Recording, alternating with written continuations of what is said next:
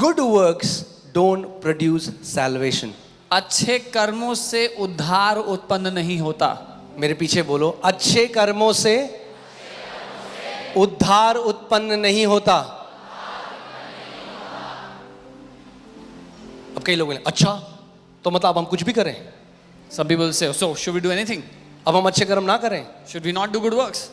अरे फरीसियों रुक जाओ थोड़ा, Oh, stop, Pharisees, stop. दूसरा आयत भी पढ़ लो।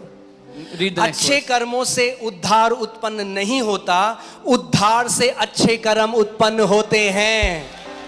Good works don't give birth to salvation, but from salvation come out good works. अरे लगा दो भैया।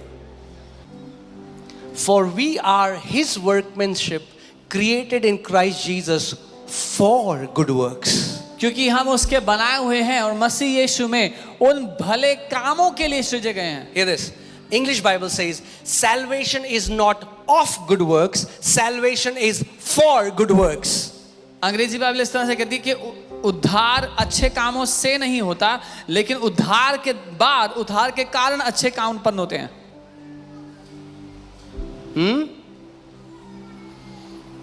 चलो चलो घर चलते हैं, चलो चलो। समझ रहे हैं? थोड़ा सांस भी लीजिए बीच बीच में। अच्छे कर्मों से उद्धार उत्पन्न नहीं होता, उद्धार से अच्छे कर्म उत्पन्न होते हैं। Good works don't produce salvation, salvation produces good works. और वो जो अच्छे कर्म है जो आप करोगे क्योंकि आप मसीह में हो, वो परमेश्वर ने सृजा था। हमारे बनाने से पहले ही परमेश्वर ने हमारे लिए वो अच्छे कर्म रख दिए थे। And the good works that you will do, God already created it for you beforehand when He was making you. This is what the Bible is saying. Bible ऐसा कह रही है। That means जितना आप मसीह को समझते जाओगे, सिगरेट भी छूटेगी, गुटखा भी छूटेगा, तंबाकू भी छूटेगी, व्यभिचार से भी बाहर आओगे, सारी चीजें अपने आप होंगी। जैसे मसीह को देखते रहोगे, उसके डील डॉल में बढ़ते रहोगे।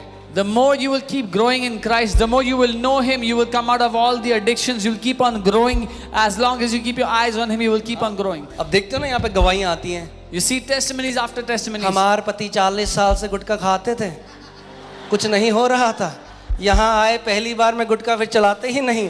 क्या हुआ? जो शरीर नहीं कर सका वो अनुग्रह ने कर दिया। जो 40 साल से व्यक्ति नहीं कर सका वो एक क्षण के अनुग्रह ने कर दिया। What flesh could not do, the Spirit has done. What 40 years the body could not do, grace has done. तो किसी को बोल के तू पापी है, अच्छा तेरे को क्या लगता है तेरे को आशीष मिल जाएगी प्रभु? So by telling someone you're a sinner, you think you'll be blessed? We have to tell you're a child of God. हमें उनको बताना है तुम परमेश्वर की संतान हो। आप परमेश्वर की संतान हो।